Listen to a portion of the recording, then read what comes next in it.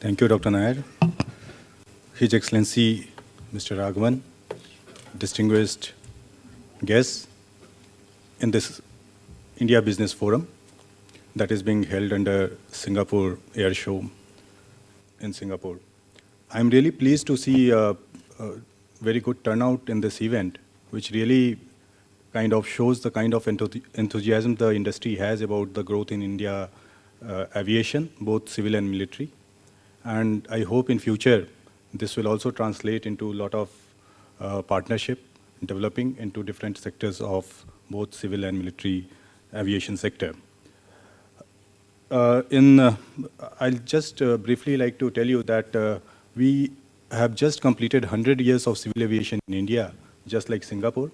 And for last 1 year, we have been having a lot of programs to kind of celebrate this completion of 100 years, which also kind of was a period, last decade of this 100 years was a period which had a very rapid growth in civil aviation.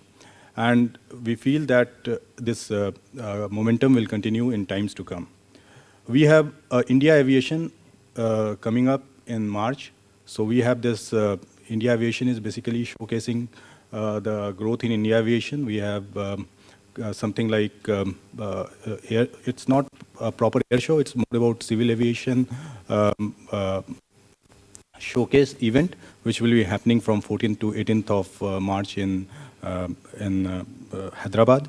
And I'll use this opportunity to invite all of you to be part of this celebration.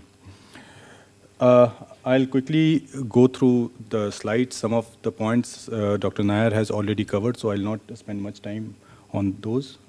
Please, the next slide, please.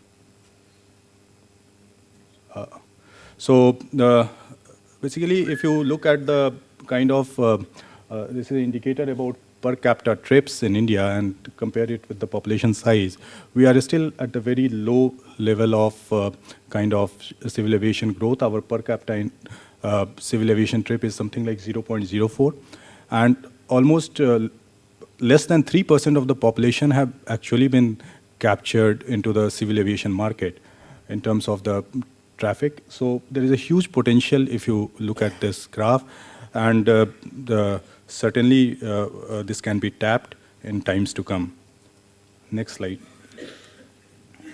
If you look at the kind of disposable income coupled with the growth in the India's GDP, there is a very good indicator about the growth in consumer spending, which is almost like growing at 6 to 8% per annum, as our total GDP growth is also in the range of 8 plus, has been in the range of 8 plus for last many years. So hopefully this trend will mean that lot people can be brought into the civil aviation sector, which again is a lot of opportunity for the growth in aviation. Next slide, please. The growth in aviation, the passenger growth was already covered by Mr. Nair. There is almost like 1.5% kind of correlation between the growth in GDP and the growth in passenger. So our CAGR has been roughly in the figure of 10 to 15% for the whole of last decade. And hopefully the futuristic, the trends forecasted by various, agencies also indicate the same kind of trend in at least the next 10-year horizon. Next, please. The growth in cargo has also been very heartening. It has also been in the range of around 10%. International cargo has also grown, but it has been slightly slower, I would say, than what was the potential. But hopefully with a lot of policy initiatives that we are taking in the ministry and the government level, things will be better in the times to come. Next, please. So just a brief overview of the last 5 years. We have this 5-year plan, so I've just taken out the figures in the last 5 years, like 2007 to 2012, what have been the development in the civil aviation infrastructure sector. The passenger handling capacity has almost increased threefolds, and most of it, like almost half of it, has come in the private sector, and half of it has come from our government PSU, which is called the Airports Authority of India. Cargo handling capacity again has grown almost 6 times in the last 5 years. 4 major, the PPP projects in airport, Delhi, Mumbai, Hyderabad, and Bangalore has come up. And they are really world-class in terms of the ACI rating of the passenger service quality. Hyderabad, Bangalore, Delhi, all of them have been figuring in their category of airports in the top few in the world. AI has also invested in a lot of their non-metro airports, smaller airports, apart from the big two, that is Kolkata and Chennai, which are likely to be commissioned sometime later this year, the new terminal buildings. The 35 non-metros where the investment has gone in, mostly it has been completed and operationalized. Few of them are still being developed. And India has emerged as the 9th largest civil aviation market in the world. Next, please. So the investment, as I said, was bare minimal in the early part of the last decade, but over the years we have seen the PPP projects coming in and the private sector investment increasing in the infrastructure. And this trend is likely to continue in the future also, like the 12th plan, the figures, estimations that we made, almost like out of the 14 billion kind of investment envisaged in the whole period of 5 years, we are expecting almost around more than 60% of it coming from the private sector, almost in the range of $10 billion. And the public sector spending will also grow, but maybe at a slower rate. Next, please. These are some of the estimations in different sectors of the infrastructure where the investment is likely to come, where there is a need. Non-metro airports, metro airports also, some upgradation, and then the security and IT and so on and so forth. Next, please. The policy framework, the government has laid down very clear policy framework to promote investment into infrastructure, and some of them are being fine-tuned with time. The legislative framework, we have a very clear laid down legislations as far as the airport development is concerned. For Airport Authority of India managed airport, there is an act of the parliament. The foreign direct investment regime is defined by Department of Industrial Policy and Promotion, which are revised from time to time. And then we have a green field airport policy, which basically envisages how the permission for setting up of a greenfield airport is given. There have been a number of applications, and last few years we have given in principle approval of the government for setting up of the 14 greenfield airports. Somebody is interested, I can share the list of them. Some of them, these 14 airports are already being developed and are in the advanced stages. Some of them, the work is about to start. So a lot of opportunity there. Recently, we are in the process of kind of giving the final go for this Navi Mumbai airport, which has solicited a lot of interest in the industry and all the concerns for participation. And bidding document may come up in recent future. We have kind of formulated a compendium of government services just to facilitate the airport developers in the greenfield airport sector, so as they know which are the services and how they are going to requisition those services, mostly of the central government agencies and also of the state government. The Economic Regulatory Authority of the airports, which is, we call it as ERA, has been set up to regulate the tariffs for the major airports. Now, major airports are those airports which has more than 1.5 million passenger throughput per annum. And for other airports, government continues to be the regulator. Next, please. So as we see it, there is an immense potential in the development of Tier 2 and Tier 3 cities airport infrastructure. I like to just flag this issue that almost 300 plus airstrips are lying in unused condition because some of them have smaller runways, some of them probably stopped the operations because of lack of traffic at some point of time. So there is immense potential of these airports being operationalized and revived because the traffic potential again has grown over the years in these cities. So we are also looking at the policy intervention that can go into reviving these airports.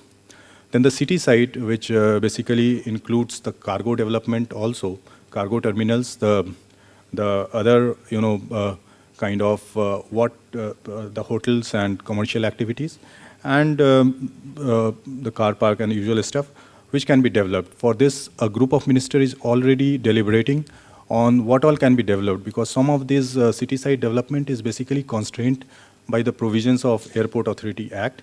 So the wider interpretation of this act, the relevant provisions of the activities that can be undertaken to kind of give an additional revenue stream for the airports is being looked after by the group of ministers, and hopefully will soon come up with a kind of participation bid or EOI for development of city side.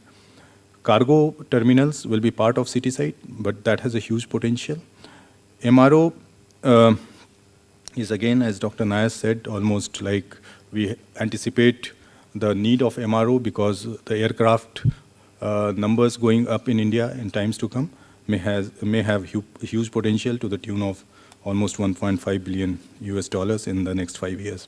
And then the hub activity, I'll elaborate in the slides to come, how India can be used. India can play an important role in hubbing in the region. Next slide, please. Cargo, again, as I said, there is a huge potential in transshipment and automation. So transshipment, if you look at some of our neighboring countries, almost like 40% of the cargo throughput are the transshipment cargos. So India, unfortunately, the transshipment cargo is not much, and that certainly has a huge potential in terms of the South Asian market. And we are looking at the policy interventions and corrections that can be done to encourage this. And next, please.